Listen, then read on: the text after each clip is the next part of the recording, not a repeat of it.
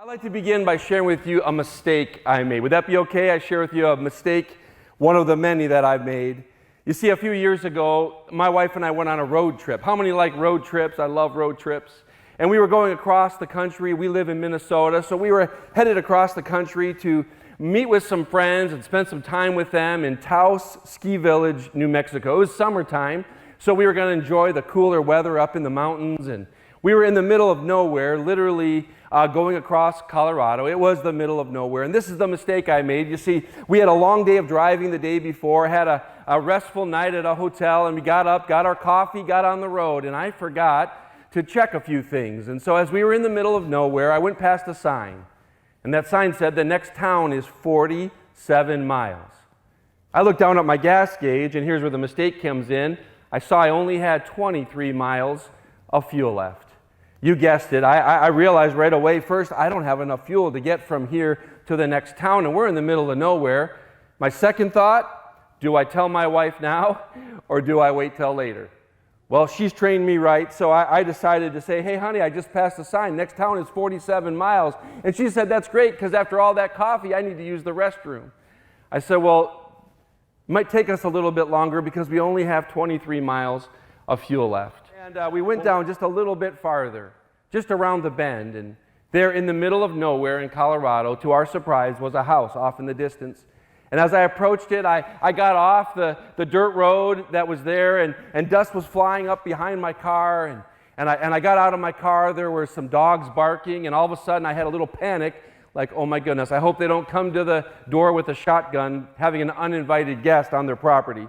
And I knocked on the door. These dogs are barking. The dust is now starting to catch up to me at the front porch. And a woman came to the door, and a nice woman. She opened the door and she said, may I help you?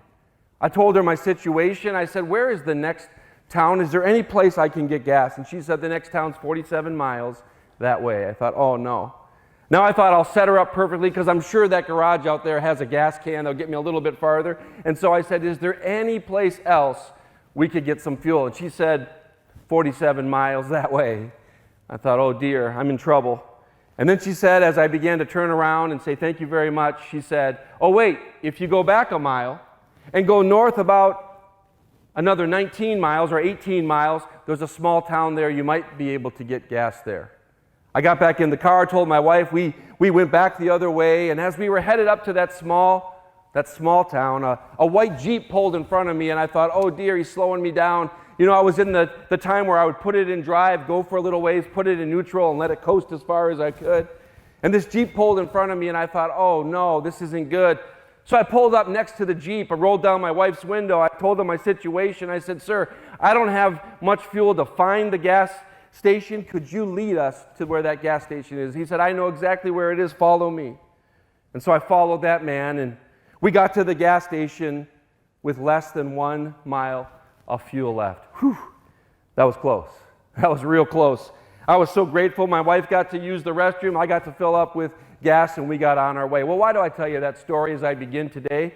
I tell you that story because as I meet people in my own home state of Minnesota, and as I travel across the country and even around the world, I find people over and over, maybe like you and me, that are a little running on empty.